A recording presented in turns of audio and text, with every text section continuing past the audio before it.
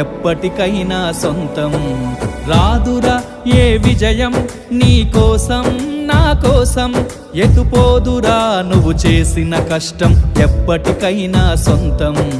కాలంతో పయనించేవాడికి కానిది ఏముంది, సాధనతోనే సాధ్యమవ్వునని సదాశయంతో సాగర ముందుకు. రాదురా ఏ విజయం నీ కోసం నా కోసం, ఎటుపోదురా నువ్వు చేసిన కష్టం ఎప్పటికైనా సొంతం.